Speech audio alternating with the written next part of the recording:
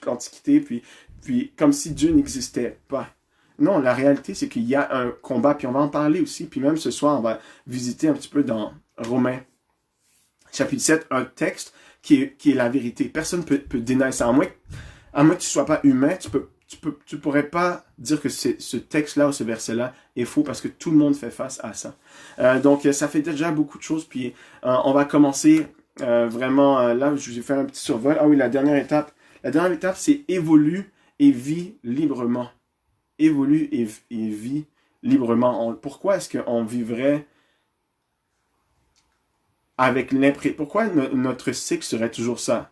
Fais le mal, demande pardon, refais le mal, redemande pardon. Et si on arrivait à arrêter de faire le mal, c'est possible. C'est pas nouveau, c'est un concept qui est tout autour de la Bible. La Bible est fondée sur ce concept-là. Sauf qu'aujourd'hui, on est tombé dans un piège où est-ce qu'on met juste Dieu dans une boîte, puis parce qu'on lit pas la Bible, alors on a perdu cette image de Dieu. Donc, si vous permettez, on va prier encore. Les présentations doivent durer environ 30 minutes à chaque soir. Je veux pas que ça dure plus longtemps que ça. Et je vais toujours essayer que ça dure moins longtemps que ça. Mais ce 30 minutes-là n'inclut pas l'interaction qu'on va faire par rapport aux questions. Donc, je vais pas lire la question en particulier. J'ai reçu des questions anonymes. Une question anonyme ce soir. Puis, j'aimerais qu'on commence en parlant de ces choses-là. Puis, c'est bon parce que ça vous donne un indice de à quel point vous pouvez être confortable d'envoyer des questions. Puis j'aimerais ça aussi donner les réponses à ces questions. Donc la personne qui m'a écrit ce soir m'a dit comme question, écoute, j'ai un problème, attendez, je vais chercher la traduction directe pour bien vous le dire en français parce que c'est écrit en anglais. Juste un instant.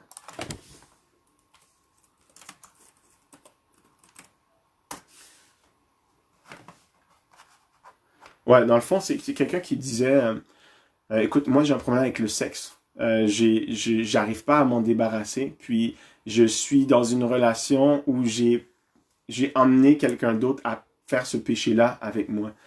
Puis que c'est plus fort que moi. Donc qu'est-ce que je dois faire? Puis je sais que Dieu m'aime, puis qu'il couvre mes péchés, etc. Mais j'aimerais ça être libre de ça.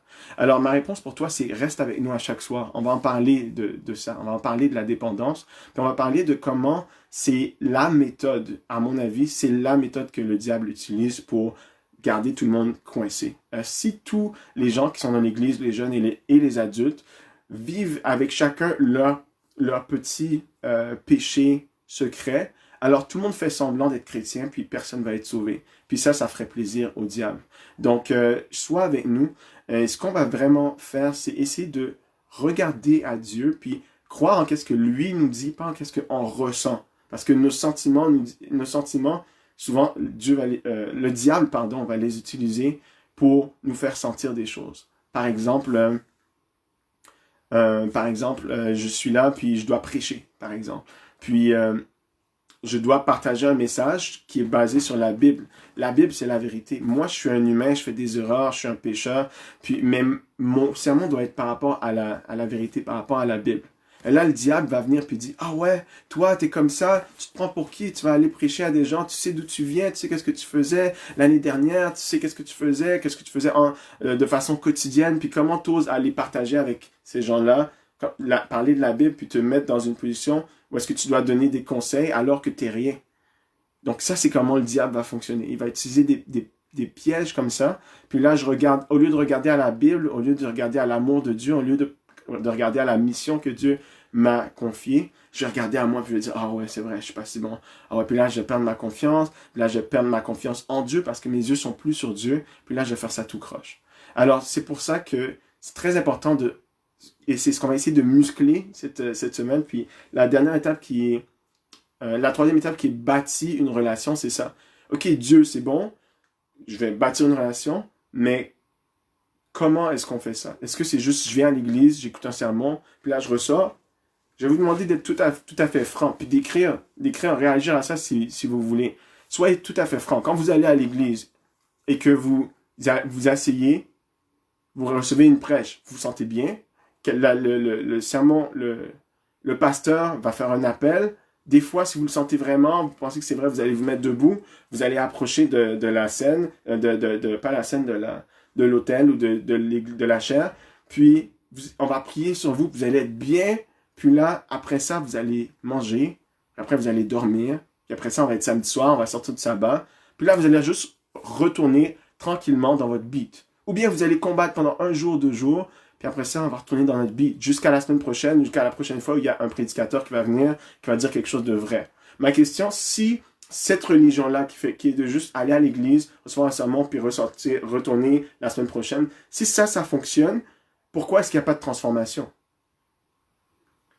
Si c'est vrai que juste aller à l'église, c'est suffisant, pourquoi est-ce qu'il n'y a pas de transformation? Donc, la série va s'adresser à ceux qui sont à la recherche d'une transformation. Quelque chose de vrai, un miracle, quelque chose d'incroyable. Quelque chose que vous pouvez dire, OK, c'est sûr que c'était Dieu. Parce que ça va être fondé sur la Bible.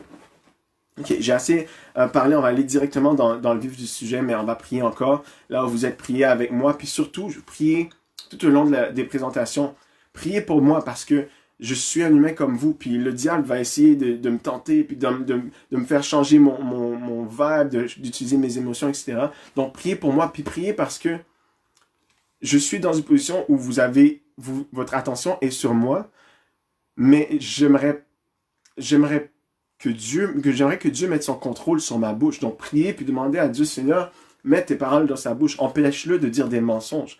Moi, je veux pas vous mentir. Puis si j'avais un agenda, ce serait le parfait setting pour vous dire, ah oui, ceci, oui, cela, puis vous parlez de mensonges. C'est pas ce que vous voulez. Vous voulez pas entendre de mensonges. Vous voulez entendre la vérité. Donc, je vous invite à prier pour que Dieu puisse intervenir, puis m'empêcher de dire quoi que ce soit qui pourrait être une mauvaise information. Alors maintenant, on va prier. Seigneur, sois avec nous, vraiment prends le contrôle, prends toute la place. On va pas voir beaucoup de choses, Seigneur Dieu, mais je t'en prie, que les vies soient touchées, que tu puisses entrer dans les cœurs, Seigneur, dans le mien premièrement, Seigneur, que ton Saint-Esprit prenne toute la place. Je compte sur toi, Père, je t'en supplie, au nom de Jésus. Amen. Alright, on va commencer. Donc maintenant, il est déjà 7h17. Je vais mettre mon timer. Puis, on va viser de terminer en 20 minutes. Comme ça, si on déborde, au pire, on va déborder 30 minutes. Jusqu'à 30 minutes. Ouais, donc le thème aujourd'hui, c'est Lève-toi. Puis le but de toute cette série, ça va être vraiment d'entrer dans une relation qui est honnête avec Dieu. Vous avez sûrement déjà vu ça à la télé ou bien dans un film.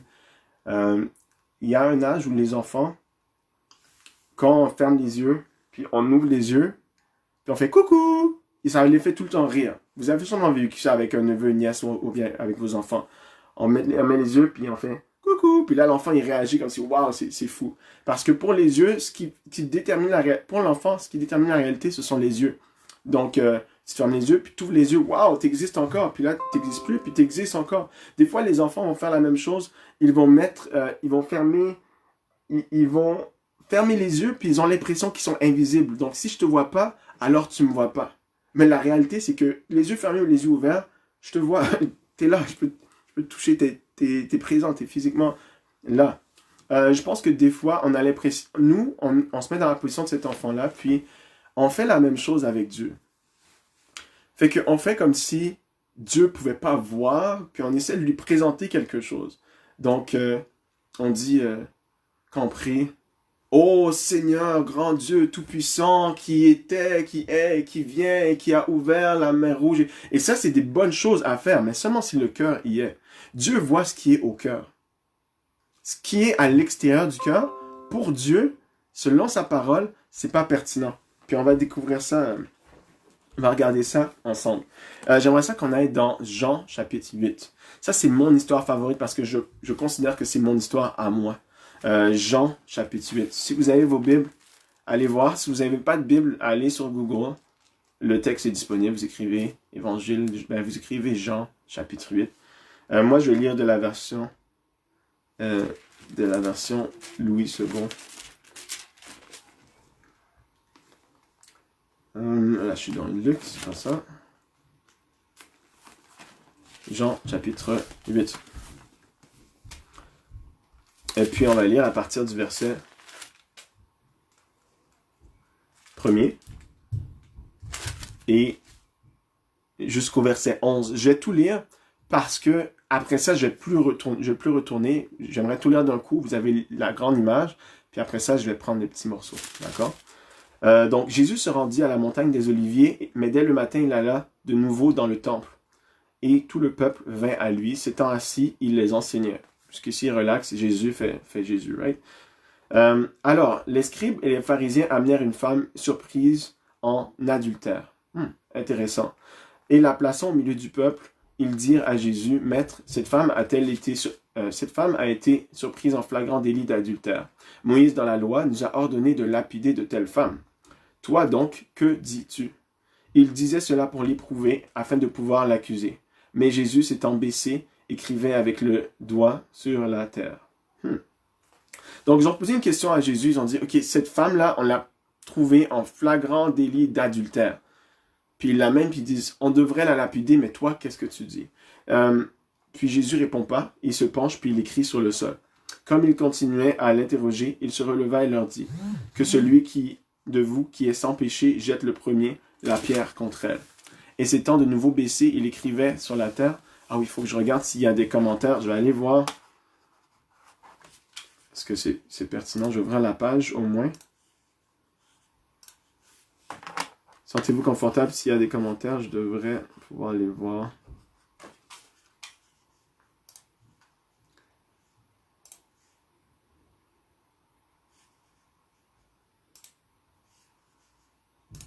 Alors, bonjour à ceux qui viennent de nous rejoindre. Puis, je vais aller voir dans Jeunesse Adventiste. Ok. Puis, est-ce qu'il y a des commentaires? Éteindre le son. Et voilà.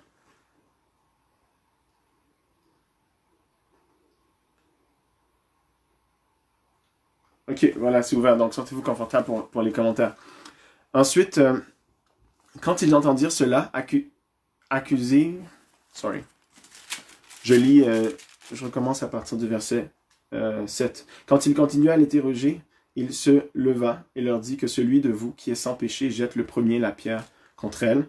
Et s'étant de nouveau baissé, il écrivait sur la terre. Quand ils entendirent cela, accusés par leur conscience, ils se retiraient un à un, les plus âgés jusqu'au dernier. Et Jésus resta seul avec la femme qui était là au milieu. Alors, s'étant relevé ne voyant plus que la femme, Jésus lui dit, « Femme, où sont ceux qui t'accusaient? Personne ne t'a-t-il condamné? » Elle répondit, « Non, Seigneur. » Et Jésus lui dit, « Je ne te condamne pas, non plus, va et ne pêche plus. » Voici la réalité. Cette femme a été prise en flagrant délit d'adultère. Ma première question, comment est-ce qu'elle a fait pour être prise en flagrant délit d'adultère toute seule?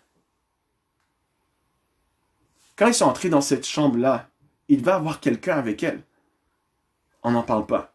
Donc on prend seulement elle, puis on l'amène à Jésus. Voilà ce qui se passe. Jésus est face à ces deux groupes-là. D'un côté, il y a une femme qui a un péché et qui est exposée. De l'autre côté, il y a des hommes qui ont chacun des péchés, mais que leurs péchés ne sont pas exposés. Dans ce contexte-là, Jésus va commencer à écrire sur le sol. Puis l'Esprit de prophétie nous dit que ce qu'il écrit, ce sont les péchés des gens. Donc finalement, expose un côté, expose l'autre côté. Maintenant, on a une mise à niveau. Qu'est-ce qui se passe quand la femme, d'un côté, la femme, elle est exposée, de l'autre côté, les autres sont aussi exposés. Et ensuite, il pose la question. Maintenant, ceux qui sont dignes de la juger, allez-y. Puis ce qui se passe, c'est que personne ne va la juger. Parce qu'ils sont exposés eux-mêmes à leur propre péché. Puis quand on est exposé à notre propre péché, c'est ça qui va nous protéger d'accuser les autres. Dans le contexte de ce qu'on voit aujourd'hui, ce que Jésus a dit à la femme, c'est « Où sont ceux qui t'accusaient? Écoute, moi non plus, je ne t'accuse pas. » Puis il lui dit quelque chose. « Va et ne pêche plus. » Et on va voir que c'est un pattern. Jésus, dans les différentes rencontres qu'il va faire, il va donner des ordres.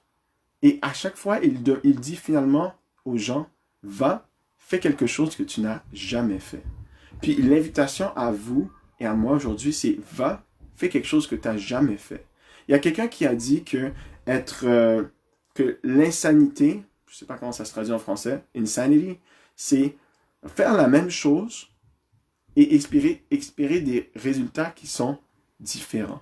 Être malsain, c'est ça. C'est faire la même chose et espérer un résultat qui est différent. À chaque fois que j'ai lâché mon crayon, il est tombé par terre. Puis comme si cette fois-ci, il ne tomberait pas par terre. C'est la même chose quand on fait juste être dans la routine, puis on n'a fait rien de différent, puis on pense qu'il va y avoir un changement. Comme si je prie à chaque jour, puis il n'y a rien qui se passe, puis on pense que parce que je prie, j'ai plus d'émotion aujourd'hui, quelque chose de différent va arriver. Non, la réalité, c'est que Dieu n'est pas une science. Dieu est une personne. Puis, pour commencer à avoir des résultats, il faut commencer à vivre quelque chose de vrai avec lui. Donc, il lui dit, va et ne pêche plus. Puis, ce que ça m'indique, c'est que la réponse au problème de cette femme, c'est que le problème de cette femme, la réponse de cette femme est dans le futur, pas dans le passé.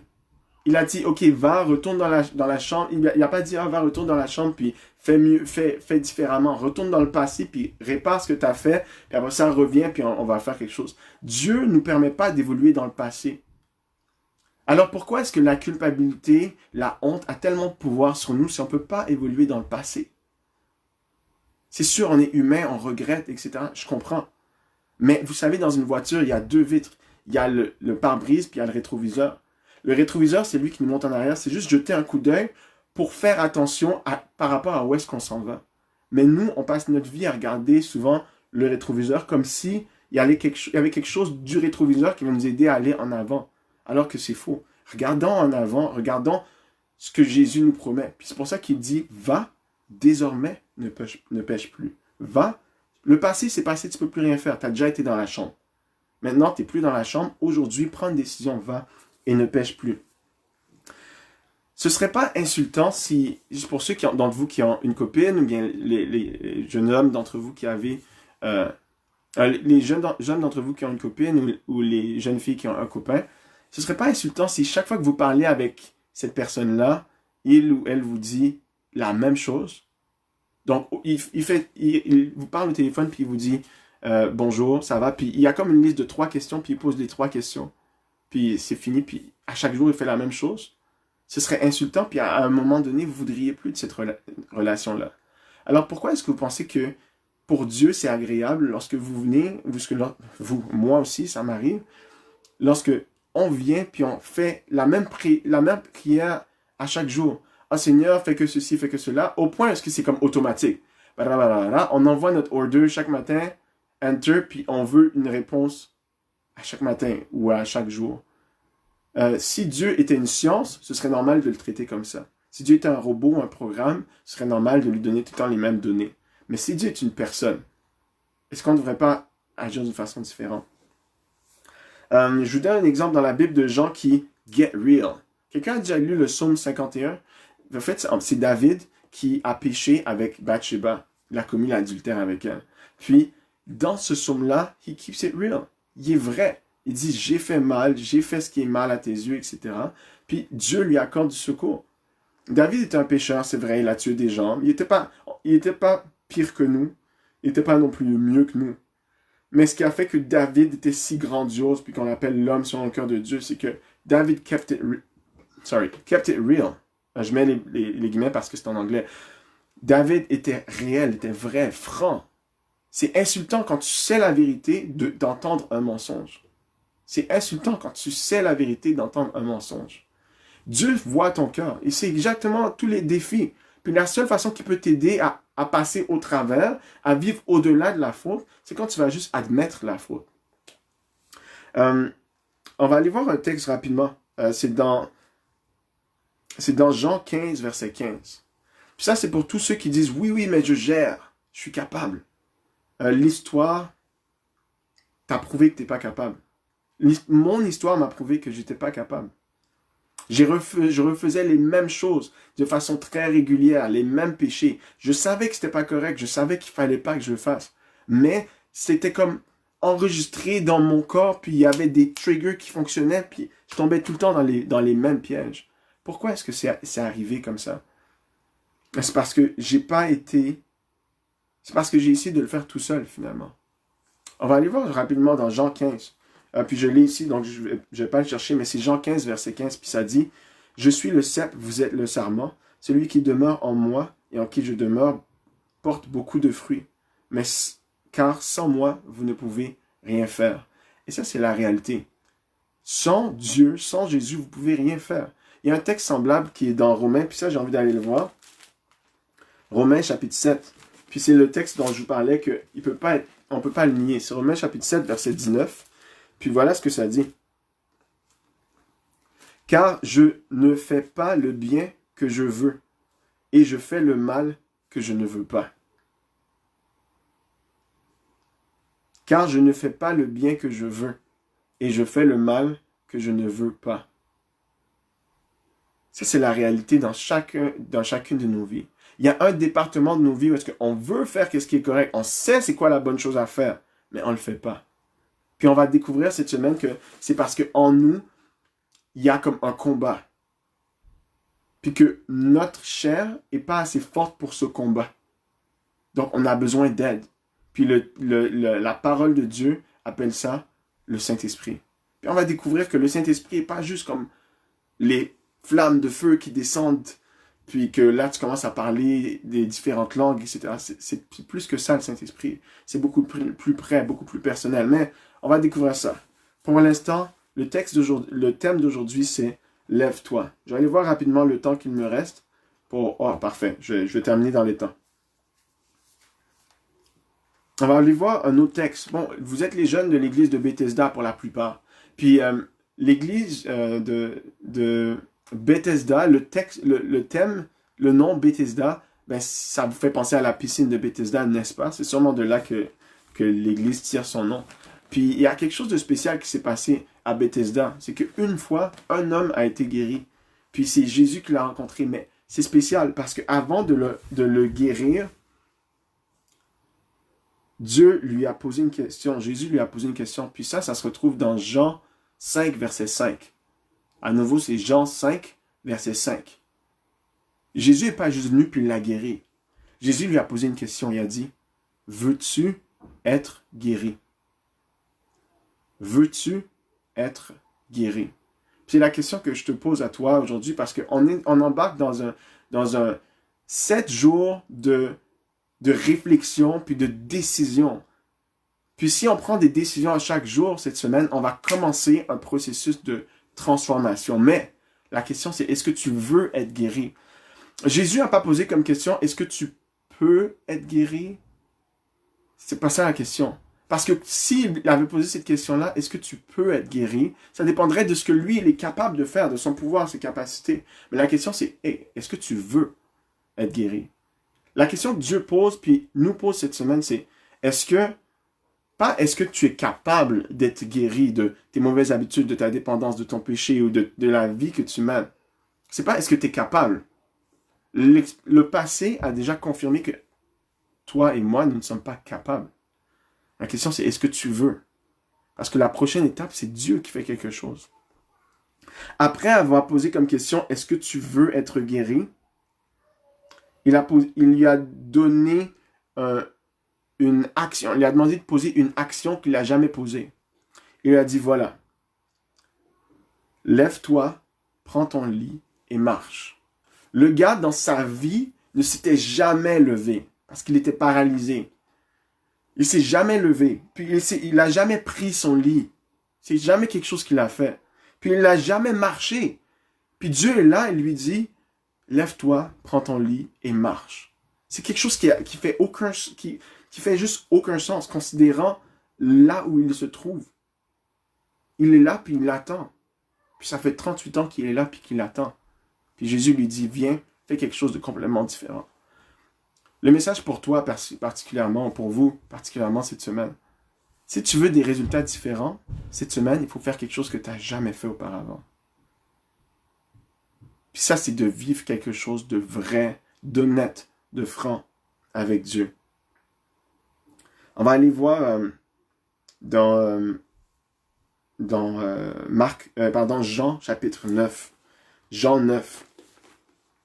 Jean 9, verset 35. Cette fois, il rencontre un homme qui est aveugle. Puis, je vais y aller pour vous. Jean 9, verset 35. On a presque fini. Bon, je vais vous inviter à aller le voir juste pour sauver le temps, pour pas terminer trop tard. Alors, c'est dans Jean 9, Jean chapitre 9, le verset 35. Non, c'est pas vrai. J'ai l'impression qu'il y a une erreur. Je vais juste aller vérifier.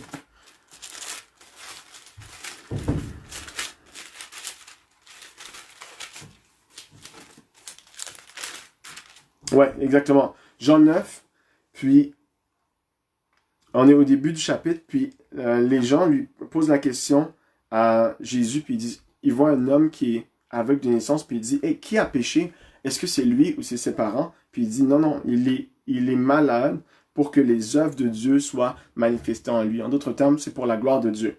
Puis ensuite, il lui dit au verset 6, après avoir dit cela, il cracha à terre, il fit de la boue avec sa salive, il appliqua cette boue sur les yeux de l'aveugle, puis il lui dit, va et lave-toi au réservoir de Siloé. Puis Siloé, ça veut dire envoyer. Donc Dieu fait encore quelque chose. Il te demande de poser une action. Il dit, écoute, tu n'as jamais vu auparavant. Mais si tu veux voir, voilà ce que tu dois faire. Tu dois aller, puis tu dois aller laver tes yeux. Puis il s'en va, il lave ses yeux, puis quand il revient, il voit clair. Puis plus tard, il va passer auprès des pharisiens, puis des chefs, des religieux de l'époque. Puis eux, ils refusent de croire. Ils disent, je comprends pas. Là, ils disent, ses parents sont des menteurs. Puis ils disent, ok, arrête de croire en Jésus. Puis ils refusent absolument de croire. Ils sont totalement fermés. Ils résistent. Puis enfin, on va maintenant aller sauter au verset 35. Puis là, Jésus, après que les religieux l'ont laissé partir, Jésus apprit qu'il l'avait chassé.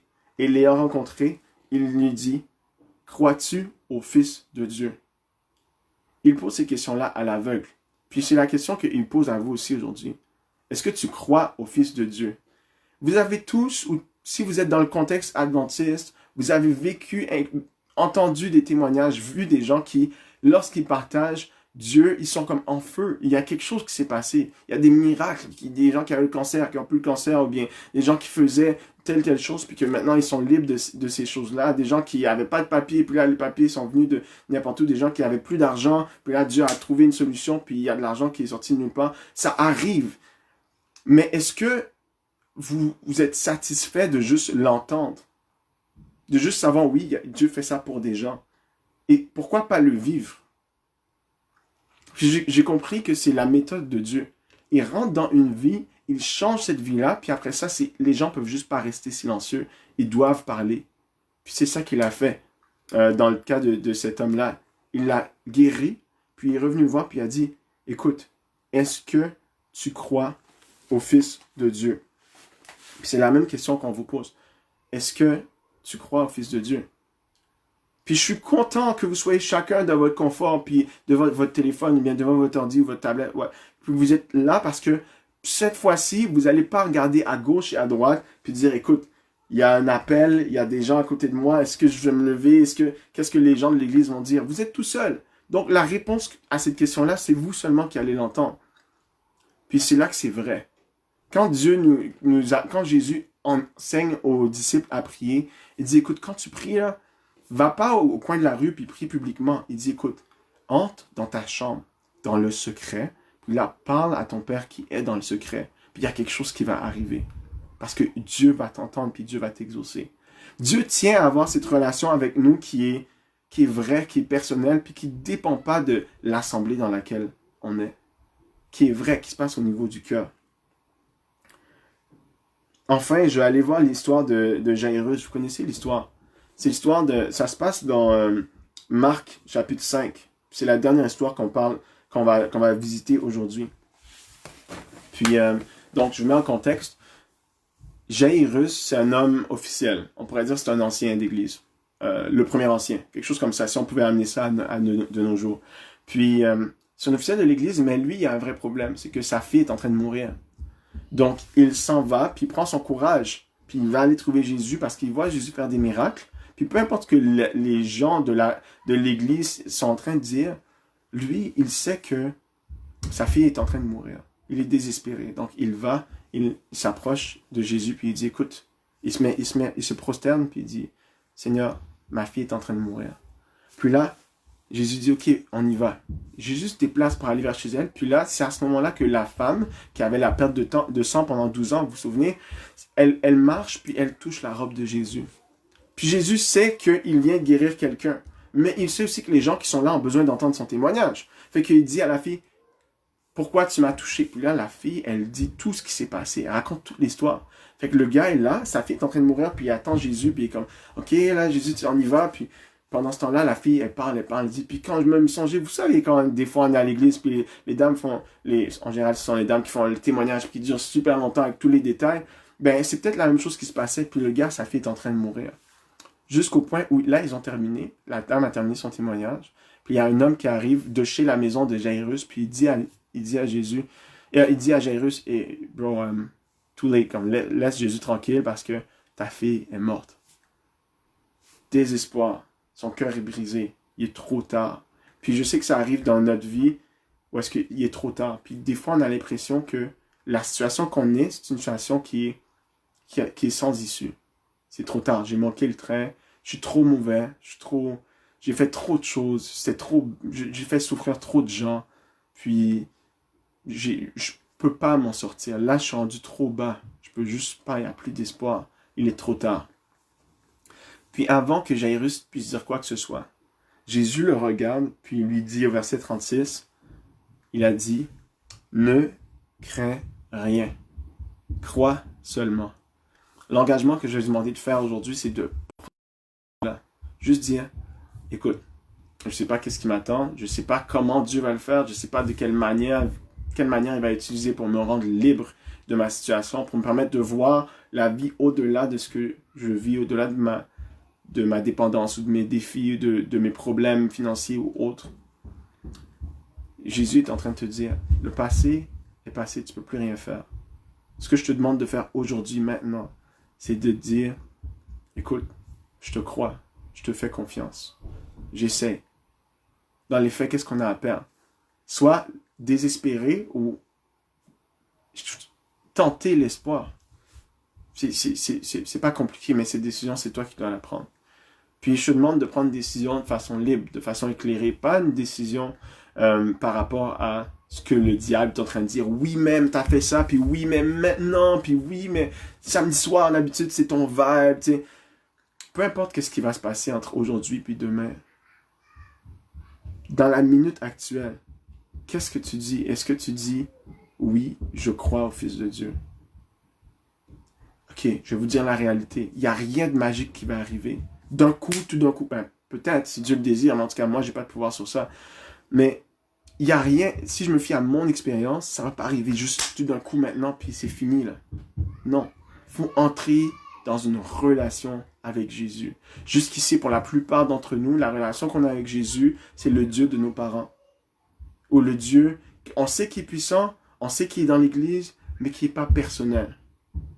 Puis quand Dieu va devenir un Dieu personnel, vous allez avoir envie de prier. Vous allez avoir envie de lire. Vous allez avoir envie de faire quelque chose. Parce qu'il va avoir de l'amour. Mais ça, c'est pas naturellement. Je termine avec deux images. La première image, j'ai vu ça dans un sermon. C'est un homme qui disait, écoute, c'est facile ceux qui sont, si vous n'êtes pas mariés, c'est facile de vous marier. Tout ce que vous allez avoir besoin, c'est d'avoir un gun. Tu prends ton fusil, tu le pointes sur la personne que tu veux marier, puis tu dis, épouse-moi. Puis elle va dire oui, et tu vas dire, veux-tu m'épouser? Oui, puis tu vas dire, aime-moi, puis elle va dire, je t'aime. You know? Puis ça semble simple, mais qui veut être dans une relation comme ça?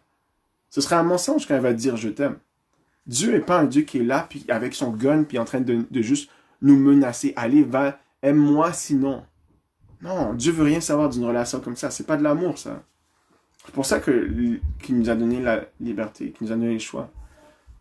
L'amour ne peut pas exister sans la liberté. Mais la liberté implique un risque. Le risque de ne pas être aimé.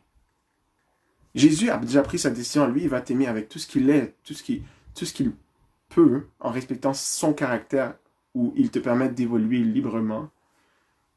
Il va faire tout ce qui est dans son pouvoir pour que tu sois heureux, vivant, que tu vives une vie en santé.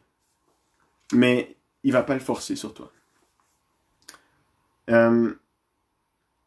La deuxième image, c'est... je me souviens la première fois que j'ai voyagé.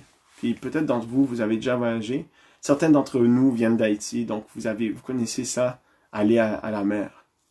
Moi, je suis né ici, puis quand on disait aller à la plage, moi, j'avais Upper Canada Village, ou bien la plage, je sais pas quoi, où est-ce qu'il y a un peu de sable, puis de l'eau froide, puis brune, et en tout cas, puis c'était mon image de la plage. Fait que moi, j'étais satisfait quand j'allais à la plage, on va à la plage, j'étais content. Puis un jour, j'ai pris l'avion, puis on est allé dans les Antilles. Là, j'ai vu une vraie plage, avec de l'eau turquoise, puis avec les poissons là en dessous, puis le sel là dans les yeux, puis tout, la vraie plage là, avec le sable et tout, puis le vent, puis le ciel bleu, puis la pluie qui dure comme 10 minutes, puis après ça, tout a fondu. J'ai vu c'est quoi la vraie plage. Là, je dis, wow! Ça c'est de la plage. Et quand maintenant je viens ici, puis on me dit on va à la plage, je suis un peu turn off, parce que c'est pas vraiment une plage. J'aimerais qu'on compare ce qu'on a vécu des fois. Si pour vous, Dieu, c'est juste, OK, tu dois faire ça, faire ça, faire ça, faire ça, c'est un checklist pour être sauvé, alors vous pouvez comparer ça à la plage ici. Puis si vous n'avez pas, mais ça n'a rien à voir avec la vraie plage. Alors ce que je vais vous inviter à faire cette semaine, c'est d'aller dans cette vraie plage, puis la découvrir, puis découvrir Dieu comme il est, puis son amour, puis sa bonté, puis de vivre quelque chose de différent. Alors on va prier maintenant pour terminer. Puis je vous donne rendez-vous demain à 19h entre-temps. Envoyez-moi les messages, surtout sur missionrefugecanada.org. On va passer du temps à discuter de ces choses demain. OK, on va prier maintenant. Je vais prier pendant quelques secondes, mais après ça, je vais fermer le live, puis je vais vous demander de prier. Passez le temps que vous voulez avec Dieu, juste à être vrai. Soyez juste vrai, pour la première fois peut-être. Soyez juste vrai. OK, on prie. Papa, merci pour la façon dont tu nous aimes, Seigneur. Merci pour la technologie que tu nous donnes, qui nous permet de fonctionner ce soir. Seigneur, je t'en supplie, travaille dans le cœur de ces jeunes, Seigneur. Tu sais les défis, tu sais les victoires qu'on cherche à recevoir, Seigneur. Aide-nous à faire la première action, décider de te faire confiance.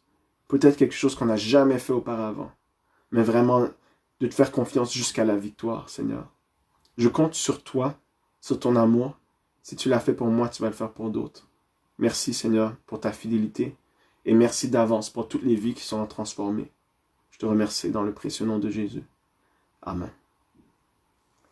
Merci tout le monde. On va se voir demain à partir de 19h. Prenez soin de vous.